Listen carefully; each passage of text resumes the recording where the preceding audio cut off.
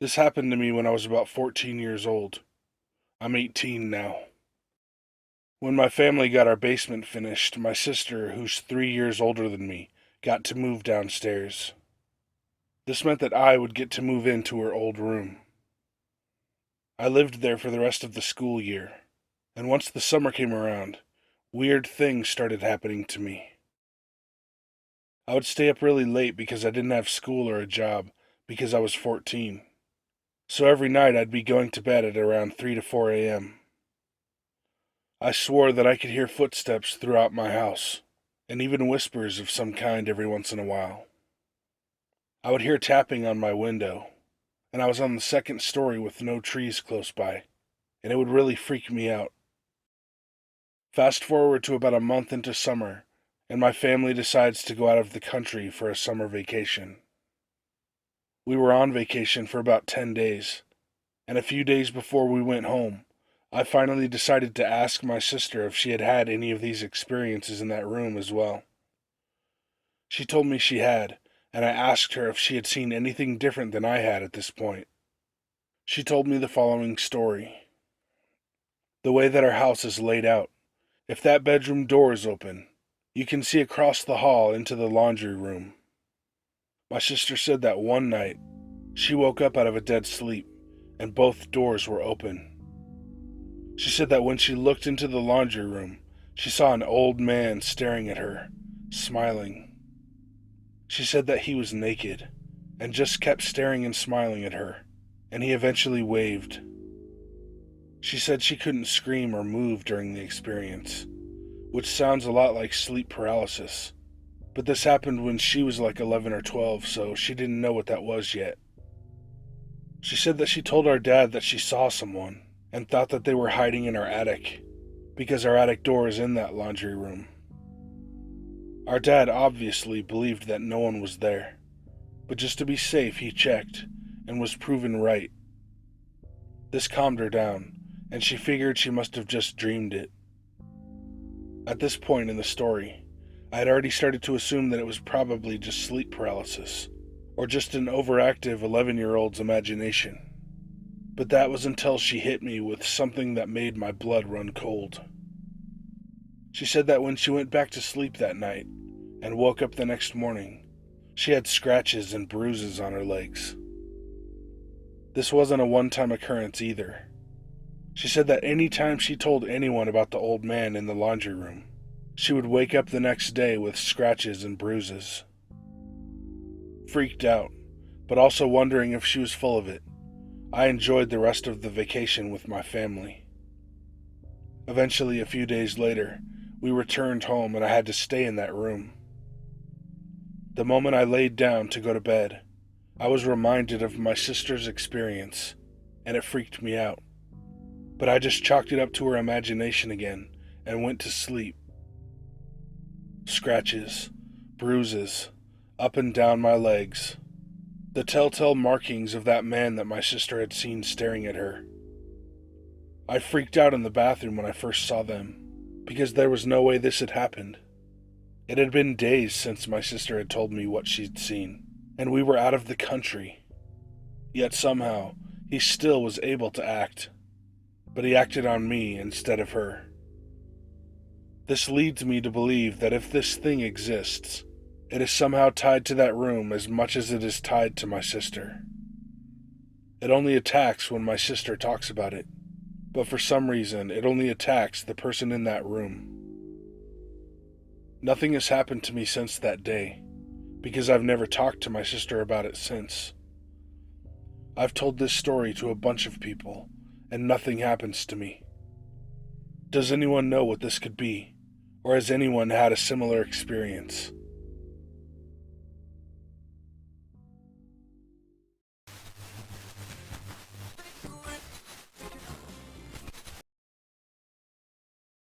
This was the most terrifying moment of my life. Always will be. My family and a friend's family were going on a hiking trip to the Appalachian Mountains. We had rented cabins at a camping site and had arranged certain paths to follow each day of our trip, which was 4 days long that we would walk each day. The first 3 days went great. We saw wildlife and had a good time and talked a lot. But on the fourth day, we were taking a trail that was more secluded and overgrown than the others. We were walking for about 30 minutes when I was hit with this overwhelming feeling of uneasiness. The feeling just stayed there no matter how hard I tried to beat it back. Then, and everyone else on the hike denies this, I hear singing in a language that I've never heard before. It's like the singing described in the myth of the sirens, sweet and enchanting, yet the music invoked a feeling of fear down to my bones. Everyone else seemed completely oblivious to it. I tried telling my dad that something was wrong, but he just told me that I was probably tired and that we would stop soon. So about 5 minutes later, the singing just keeps getting louder, and my heart was racing. We had stopped to rest and eat something as well. I wish with all my heart that we hadn't stopped. About 2 minutes into our little rest, everyone in our group, about 12 people, suddenly turned to the trees to our left. A figure, tall and in a black cloak, was barely visible between the trees. It was a woman, much taller than normal people are, with pure white hair flowing out of her hood. Her head is down, but her face is still slightly visible. All I can make out is that her skin is a very pale yellow, like old paper. As we watch, she just stalks closer to our group, finally stopping right at the edge of the trees. She looks up, and I swear to God, as long as I live and breathe, I will never forget her face. Her eyes are completely white, no pupils or irises. She had a thin, pointed nose, and her lips were stained red. I don't want to know why. She stares at us for a moment. It was horrifying. She had no teeth, and her eyes begin to shine. She then begins to speak. She had a horrible, scratchy, high-pitched voice, and said, "Leave this place while you still can. I'll be watching you." Then she turns, walks away, and disappears into the trees. Everyone was dead quiet. I've never told anyone this story. Even the people that experienced it with me never wanted to talk about it. So it feels good to share this experience with someone.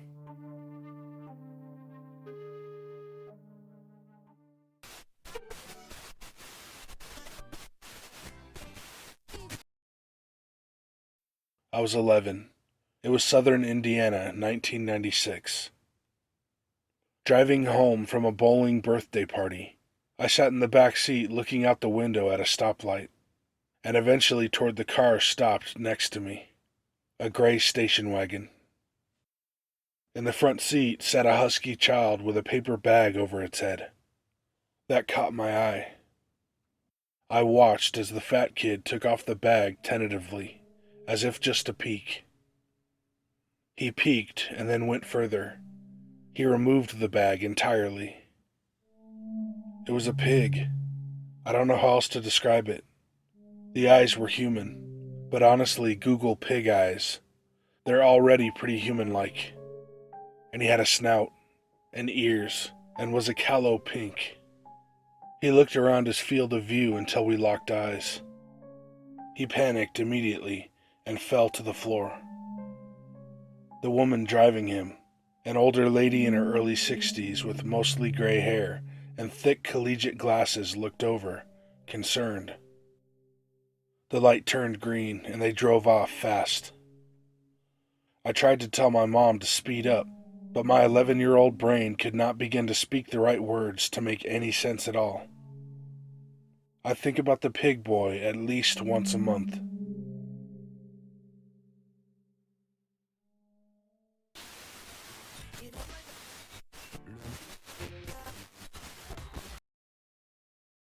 The story starts like this. About 10 years ago, I'm a cocky little shit. 18-year-old dude who thinks he has the world by the balls. The world had me by the balls, I later discovered. And I was with my very serious girlfriend of 2 years and counting. First time I ever dated a girl and really felt like I was in love and could see myself marrying her. Thank God that didn't happen. That's another story. So my parents are really strict conservative Christians. They'd never let me and my girlfriend Caitlin share a room at night. Caitlin's parents couldn't have cared fucking less. They let us drink, and we had our own bedroom upstairs. Looking back, her mom was kinda not the best mother, but she was nice enough. One weekend in summer, Caitlin and her parents asked if I'd like to come 3 hours up north to her grandparents' town for their anniversary.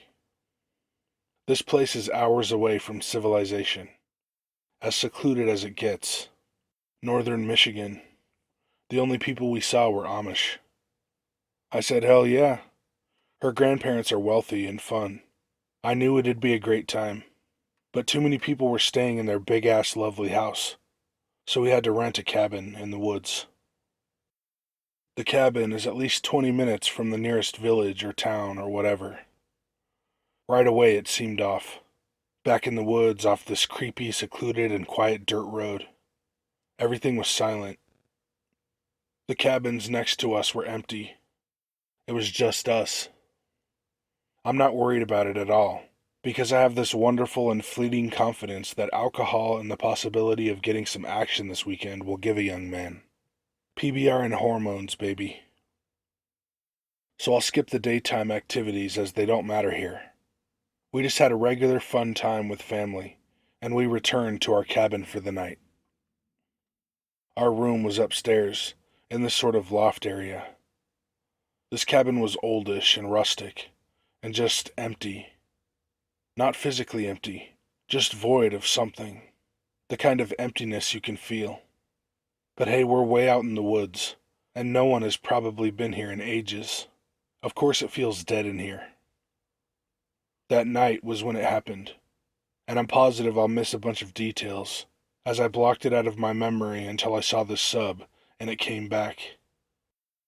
I'm sleeping on this god-awful mattress next to Caitlin, and I drift off and have the most horrible nightmares.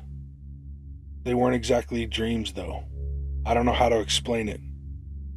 It was as though my soul was able to move around and interact with the bedroom our bodies were lying in, fast asleep. But I was awake. My body was asleep, but I was somehow completely mobile. The bedroom was dark, and the moonlight from the window lit up the center of the room. There were so many people there, all deceased, standing in a circle, chanting. In the center of their circle, I see a little girl with blonde hair, maybe 7 years old, and she's in this white dress, almost glowing in the most disturbing way. The people turn to me as they notice I'm watching and aware. They slowly approach me, all chanting and murmuring. I can't remember the words exactly, but I'm positive they were performing a ritual and sacrificing this little girl. It was kinda like the scene from Rosemary's Baby, something I never saw till very recently. They come at me, with their hands outstretched, looking dead and rotten, and as they begin to strangle me, I wake up. Waking up is usually when everything goes back to normal, but when I did, I see the rocking chair is rocking, like fucking flying, as if someone body slammed it. At this point, I'm like, hell no, and I close my eyes and just pray, and hope the sun will rise soon. Ultimately, somehow, I fell back to sleep. The next dream goes like this. I'm on a roller coaster with all sorts of people, and it's going straight up to the sky and to heaven. I'm happy and stoked and cheering. But right before we get through the pearly gates, the roller coaster goes down, straight down, into the earth and into the fire, into hell. And all I can hear is blood-curdling screams for help, and screams of murder. So much agony and terror. It was the most awful thing. It was so horrible. I could feel the burn of the fire, and the pain of the screams surrounding me. Finally, I wake up, and the sun's out. I'm covered in sweat, and I look over and see my girlfriend in the fetal position, shaking and crying. I ask her what's wrong, knowing I already know the answer, but hoping it was something else. All she could say was, "The girl." The girl. I asked her what happened, and she said she saw a little girl in a white dress standing in the middle of the room and staring at us, and she was dancing. She claimed she hardly even slept. She went on to explain how she'd wake up periodically to see the rocking chair just rocking its ass off. I hadn't even told her what I had seen, and she just confirmed everything, which only made it all so much worse. I don't have an exciting end to this story. The next night and the night after, I did not sleep. There was a Pawn Stars marathon on TV, thank God, and I stayed up all night with the lights on blasting Pawn Stars to stay awake. I did not sleep again until the car ride home. Caitlin and I talked about it maybe once or twice, and then never spoke of it again. I'll never know what actually happened that night, or if I was just going crazy.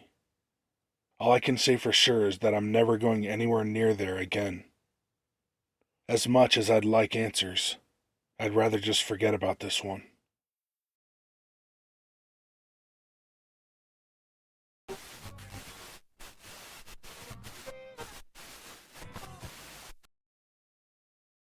This was years ago when I was 23. My husband and I had recently rented a house in a new town. We had just left a church about 2 years before, because it had started becoming a cult. I had a lot of knowledge of the Bible at this point, and I was kind of searching spiritually for something. My husband was at work. I was home that day with my sons. They were 2 and 3. It was pouring out.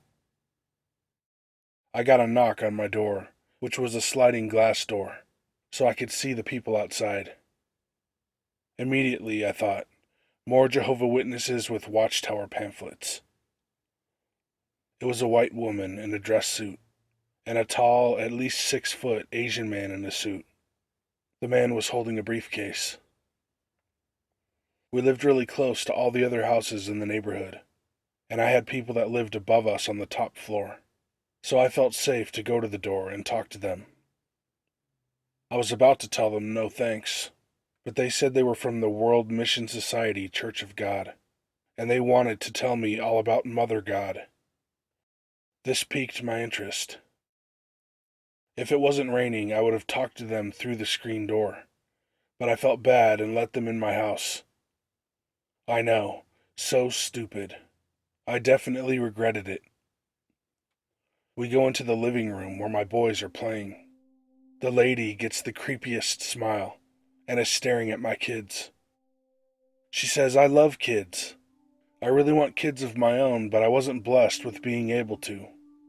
Then she starts telling me about their church and how Jesus, or Mary, I can't remember, was reborn in South Korea. She stops suddenly and tells me the guy can take my children in their room and play with them, so we don't have to be distracted. Then she says something to him, and I'm guessing Korean. This is when I knew I was an idiot, and I shouldn't have let them in. I said absolutely not. My kids are fine right here. She tried to convince me we needed quiet to pray to the mother. I was like, I don't give a fuck. I don't know you people. Then the guy opens the briefcase. It's got little shot glasses and a glass pitcher of some purple liquid in it. They told me my children and I had to make communion right now to save our souls. I said, no way. I think it's time for you guys to leave. Her whole face changed and she got angry. She started yelling, "You and the children will burn in hell if you do not drink this right now." I stood up and said, "Get out of my house." Her face changed back to that creepy smile, and she said, "Okay, we're going to take the children with us to our church. There's tons of other kids there. I'll send you the address." I went into panic mode. I was already standing in front of my kids at this point. I started screaming, "You're not touching my kids. Get the fuck out of here." As I was walking toward them, she says, "We need to save the children." At this point, the guy she's with seems kinda clueless, like he's just waiting for her to tell him to do something. I'm screaming, "Get out," over and over again. I'm threatening to punch her. I know I can't take the guy on, so I'm trying to think of how to get them out. A light bulb goes off in my head. I grab my phone out of my pocket and yell, "I'm calling the cops." They turned around and ran out the back door. I watched them run down the street till I couldn't see them anymore. I told my husband when he got home from work. He was pissed I let them in, understandably. The next night, I'm at work and my husband's home with the kids. Our house had a ton of windows, and besides our bedrooms, we didn't have curtains on them yet. So he just put the kids to bed. He's watching TV in the living room. He sees faces looking in the windows. He goes to the window and says, "What the hell are you doing?" And they say, "Is your wife here? She told us to come back tonight. We need to talk to her." He says, "I know who you are. Get the fuck off my property." They go around to the next window and look in. Now he goes outside and they start running. I don't remember if we made a police report or not. It was a long time ago, but we never saw them again. I'm pretty sure it was a child sex trafficking thing, as well as a weird cult. Now I don't answer the door unless it's someone I know.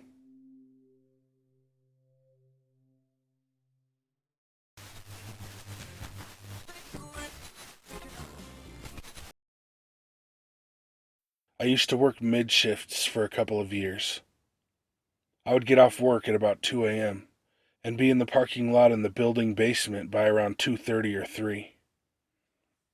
One time when I got off the elevator, there was a guy wearing the maintenance uniform sweeping the floor. He was not the usual guy that I see when I get off my shift. I was friends with the guards, receptionists, and maintenance people at my building, you see. I always bring them coffee from our pantry, and sometimes the occasional packed bread from our vending machine. I wasn't sure who this new guy was, and for some reason, I was creeped out by him. Maybe because I could not see his face. His shoulder-length black hair was covering it. So instead of giving him the coffee I was holding, I decided to walk straight to my car. I could hear my heels clicking on the floor, but then I also heard a second set of footfall. I walked faster, and noticed that whoever was following me walked faster too. I started to run. My car has keyless entry, so I just pushed the button and literally jumped in, pulled the door closed, and clicked the remote button to lock the car. It was the new maintenance guy. He was smiling and trying to open my car door, pressing his face against my window. He wasn't saying anything, only smiling and pulling on the handle. Now my car is set to alarm if the door was locked using the remote, and then started from the inside.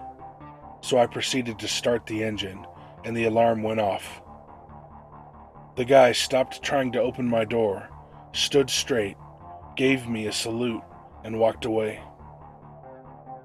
After what felt like hours, the building guard and the maintenance guy that was usually assigned to my parking floor approached my car. They were surprised to find me inside, coffee spilled all over me, while I was sobbing. I told them what had happened. Neither one of them knew who the guy I was describing was. After that incident, there were more guards assigned in the parking areas, doing rounds hourly. I never saw that guy again, and I hope I never do. This also made me more careful whenever I go out into any parking area. I always have a can of pepper spray handy, and I added a whistle on my ID lanyard and bag straps for added precaution.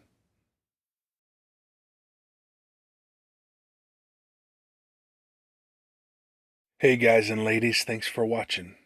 Links to all my shit are down in the description. I hope everyone's doing well and I love you guys. And that's about it. So be good to animals, even people. So Ja, snälla, BellaAngelaDiTerra.